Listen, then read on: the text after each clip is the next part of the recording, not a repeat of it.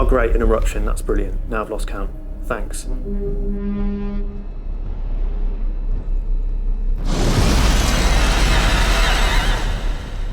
Okay, well that's going to be easy to remember. That's just the one. Riding giant monster with wings. 5 there. 10, 15, 16, 17. They just keep coming and I'm losing track now. You know that helmet's not regulation. Don't look at me like that. The Witch King's not going to like it, mate. Well, yeah, you can laugh all you like. I've counted you. I know which warband you're in. Warband 12. Oh, great. How am I supposed to count all that? You don't jump. Oh yeah, I'm going to make an Orc Horde if that wasn't clear, like a tiny one. 10mm, sorry. Sorry if that wasn't clear. Do you still want to do it, or? Sometimes the vortex shows me things that have been, things that are, and things that have not yet come to pass. You join me now at a point of its choosing. I hold in my hands unpainted resin. The files from Wake's Emporium, links in my description, printed on my resin printer, now to be primed in trench brown. In the past, I'd become sick of painting things brown. So now, the brown would be done at the start. Some things must be primed in matte black, for their darkness is foretold, and we must start at the darkest point and aim for the dawn. For not only did I hold in my hand fully primed minis, but also fully primed bases. Links in my description.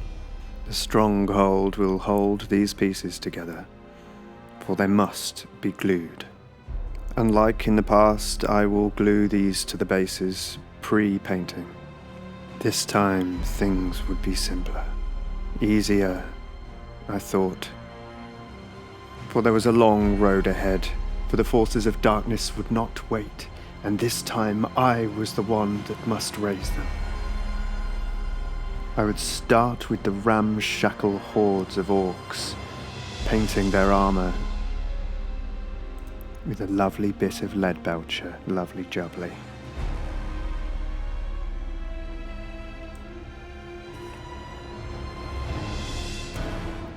This is going to take ages, isn't it?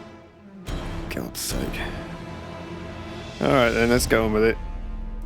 At this point, I had picked out all of the armour on the Orc rubble, but it was time to move on to these naughty little archers. We're talking helmets, we're talking coifs, we're talking all of that, yeah. Since my first attempt at 10mm, I'd learnt a few things, and this time I was going to keep it simple and efficient. And there's the archers done. Now moving on to flags, and I'm going to paint these bits black. I didn't have to be too careful here because I'd be going over the Mordor symbol later in red. And of course being careful to slot it in carefully so nothing gets moved for some reason. There's lots of different flag designs here so that when they're arranged in a rabble, they look varied because they are.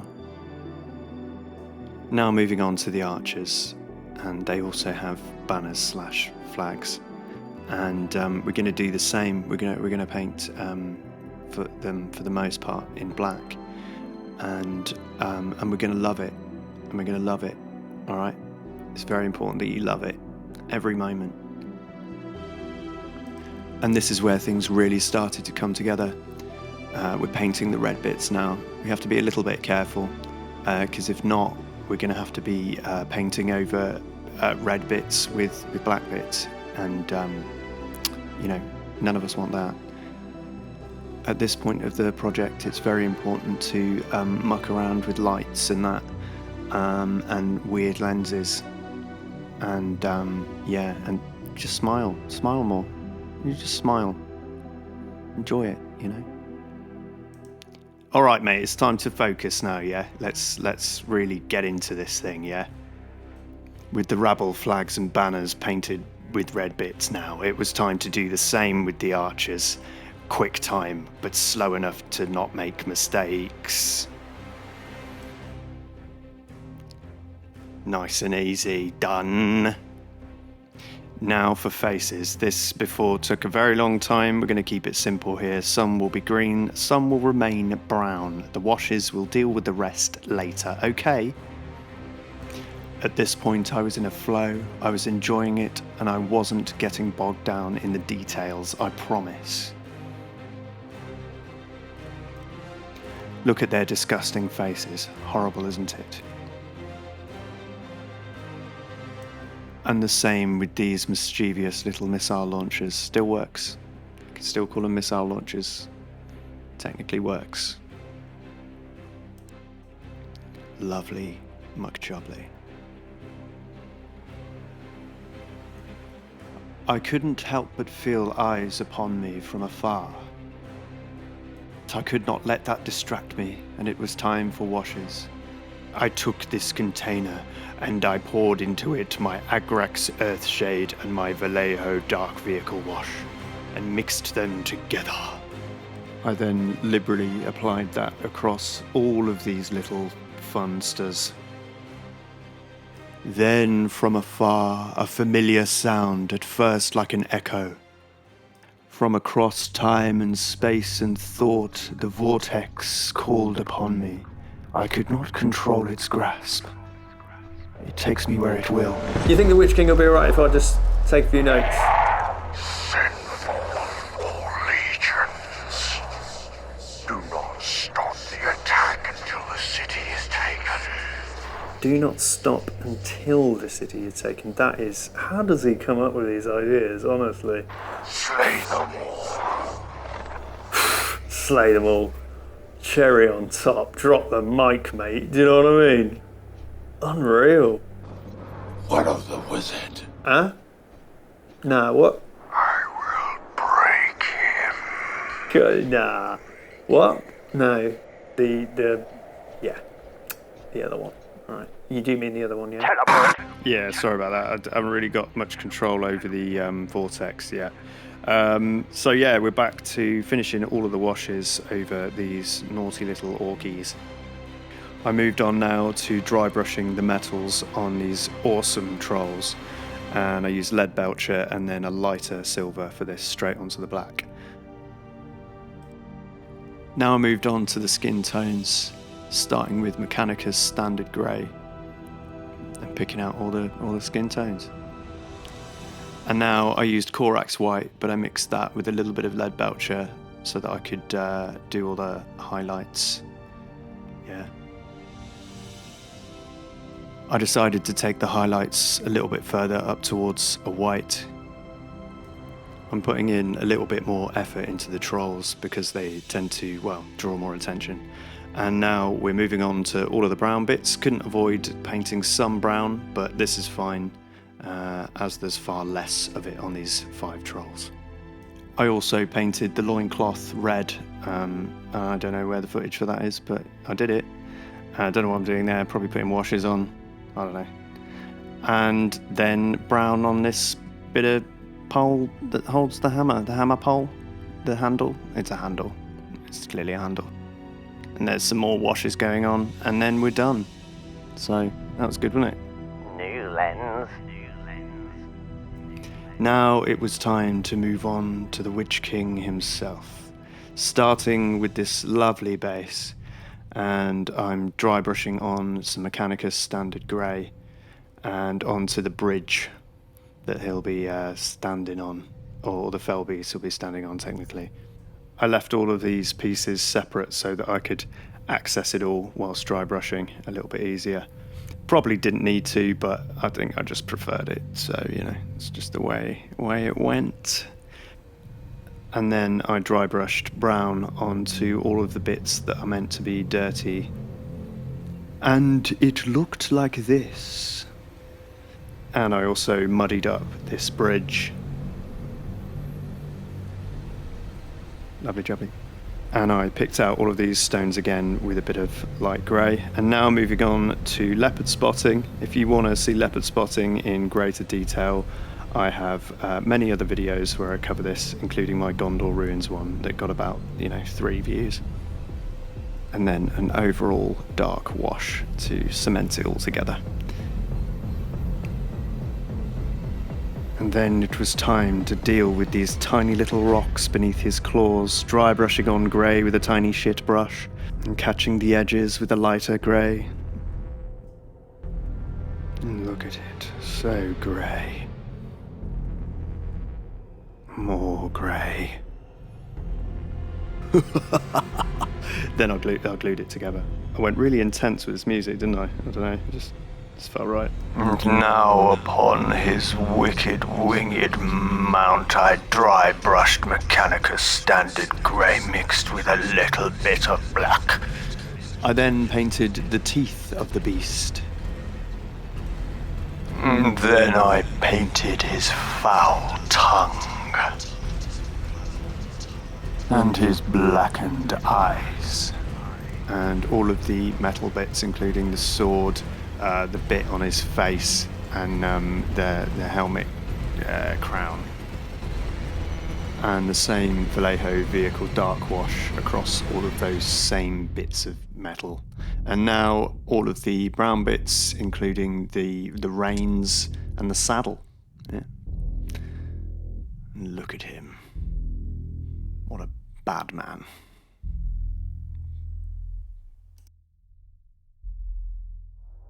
When you attempt big projects like this one, it's easy to get bogged down in the outcomes. How detailed can it be? How big can I make the army? How good or how bad of a painter I may or may not be. And then lose track of the point of having a hobby, which is just to be in the moment, to have fun, and enjoy the process. Yeah, enjoy the process. I was starting to understand the vortex. It was not a thing to be feared.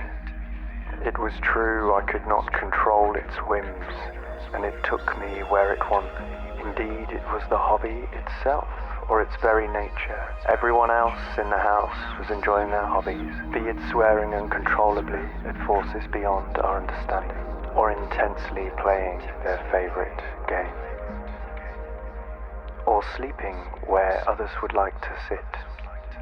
All this to say, I ran out of time to do the Easterlings, and I'm putting them on a shelf. I'll come back to them later in a future video, okay? Hearty excuse. Alright mate, it's only me, yeah. This is, welcome to the Vortex, by the way, if you haven't been here before. It's a place where I update you on what's coming up on the channel. And we just have a bloody chat, mate, you know what I mean? There's some exciting things coming up on the channel. Well, I think they're exciting anyway, probably. And got a very big terrain build coming up soon, that's all I can say. The light on my face is a clue. Got some collaborations coming up, should be pretty cool. If they happen, they might not happen. I might be lying, you don't know, I don't even know. Turns out it's quite hard to make videos and they take a long time and that. If you'd like to support the channel, maybe you consider joining my Patreon, get behind the scenes content, access to the Discord, and so much more. Well, not so much more. It is just that, yeah.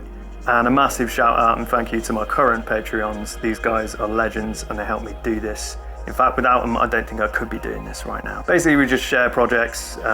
We should probably talk about minis and that, but we end up like talking about films mainly and just like complaining about stuff. So, it's kind of like therapy in a way. Just like a lot cheaper. Please help me, please. Yeah, sorry mate, I've got to go because I've got to get back on with the video and that. Should we? Yeah, probably. All right, bye. The organ was playing, so of course it was time to take them outside for basing. I started by using Stirland mud to get rid of as much of the edge of the round base as I could on these trolls, and it will dry nice and solid, and it's doing a pretty good job. We're going to do the same on the Witch King's base. There's lots of little gaps that I just don't want to see, so we're going to use this to fill them. And as you can see, that did a pretty good job, and anything we've missed we'll be covering in the next couple of stages.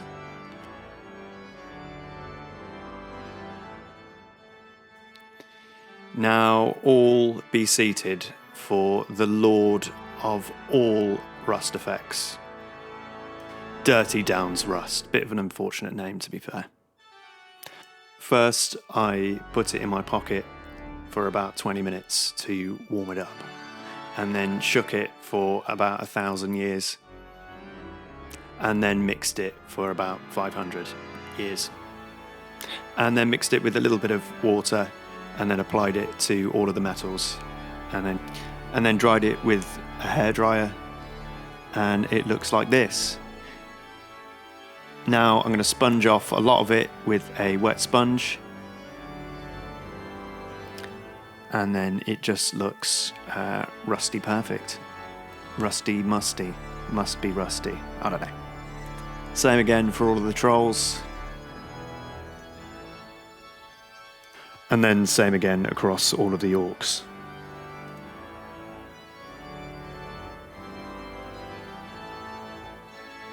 I also dry brushed across all of the Stirland mud, and I tidied up the base rims. I mixed some water with PVA, and then I took that PVA and pretty randomly applied that across the Witch King's base.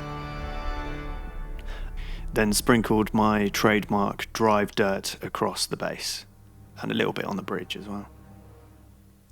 Then sealant across the board, and while the sealant was still wet, I sprinkled a mix of different green scatter across all of the base and a bit on the bridge. And then same again with all of these trolls.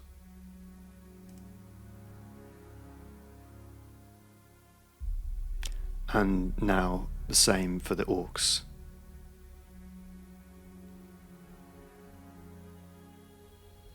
Then I got to the most tedious part, the tiny 2mm tufts. I put glue in random places across the base, and then applied the tufts using some tweezers. It's worth doing because it adds so much realism.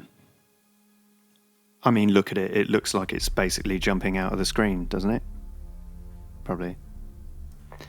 The journey had been smooth thus far, yet something loomed in the darkness. A nameless sphere, running out of tufts. Only one remained, yet so many bases before me. A flash of pain in my mind as I recalled a quarter of my Gondor army being smashed to pieces because I left it somewhere stupid. But in this disaster, there was a glimmer of hope. These obliterated minis were attached to many bases with many more tufts. I was now saved. And yes, I could have got some more off Amazon, but it was going to take about 3 days, and I really just didn't have that time, okay? Yet the question was, would it be enough? And the answer is, yeah, it was enough. I had enough, yeah. It was finally time. The hordes of the Witch King were gathering. The shadow of this enemy loomed large across the landscape. A tide of hate that men could not withstand. The Dark Lord's hand could reach far indeed. Could any withstand its grasp? Many of Gondor's cities had already fallen, and I will cover how I made these fallen Gondor ruins in an upcoming video. I now had almost all of the components I needed to finally do battle. It was time to finally learn the rules. That's right, I did all of this without learning a single thing about how to play the game. which is pretty much standard procedure for me. This will indeed be my next adventure, and there is more information on the rule sets in my description. For now, the vortex calls me to another place, and I must leave you. The game is set, and the pieces are moving. And here are 2 more entry points to the vortex, if you'd like to know more about 10 mil Lord of the Rings.